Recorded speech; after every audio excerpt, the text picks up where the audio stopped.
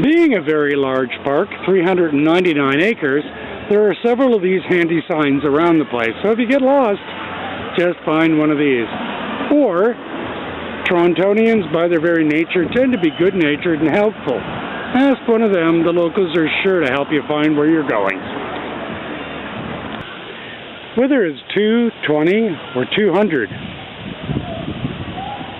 there's all these kind of spaces around, including these big spaces where you, 2, 20, or 200, can have a picnic, a party, a get-together, and most of them are fairly close to a parking spot, or it's maybe 100 feet a walk.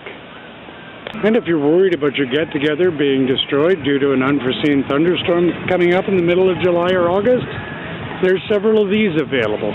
Enclosed gathering areas with barbecues right nearby, or bring your own. Just don't set fire to the trees. We don't like that.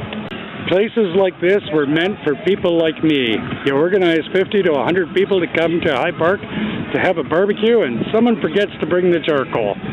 Well, if worse comes to worse, you can always come to this wonderful guy and get a hot dog, hamburger, sausage, chicken. They're open most of the time. Do you like playing tennis? Seriously, or just having fun? This is one of those great places to do it. As you can see, just by hanging your racket, waiting, it won't be long. And you can go play. And they're free, owned by the City of Toronto. And I love this, that right near them, there's a couple of old apple trees that have gone back to being wild, but they're left over from when part of this park was a farm cultivated by John Howard, the gentleman who gave the park to the city. Not just a summertime place with the pool in the background, High Park is also known for having a great big ice rink. It fills with water, and people skate, play hockey, or just skate and have fun. Many local and different city teams meet here and have a heck of a time throughout the season. High Park is also a great place for you and your four-legged friends. One of the biggest off-leash areas in the city. Dogs can roam wild for hundreds and hundreds and hundreds of feet and several dozen acres through beautiful forest and everything else. But remember, please clean up after your dog. Thank you.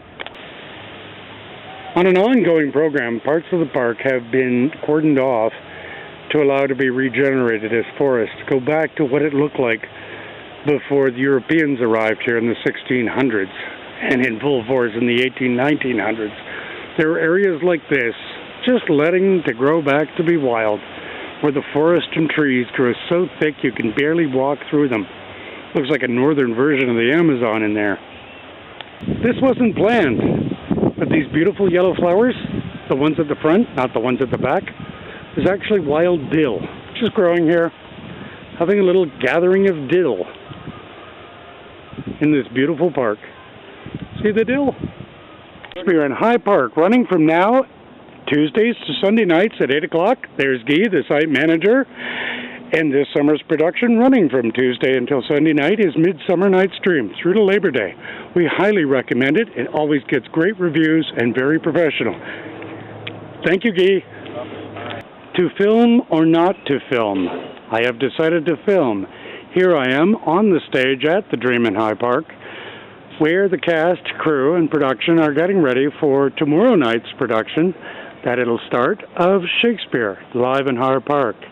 This is promoted heavily by Canadian Stage Company.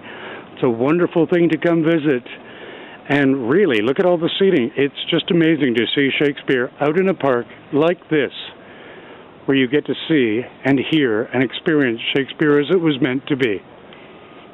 I highly recommend it. I've been a number of times. It's quite the show. Very professional. Quick little side shot of the amphitheater. As you can see, it seats, wow, a couple of hundred people right out here. It's quite stunning. Surrounded by trees and forest. No airplanes, car horns. It's a great place to see a theater. You can see them up there. Gives you an idea how big it is. And of course, there are rules. See? Midsummer Night's Dream by Shakespeare. Although if you've seen Anonymous, you know that he might not have actually written it. No alcohol permitted, no pets, the four-legged ones, or the reptilian ones, or the ones with feathers. And cancellations, you know, it's outside. They're going to happen. Thank you. Bye.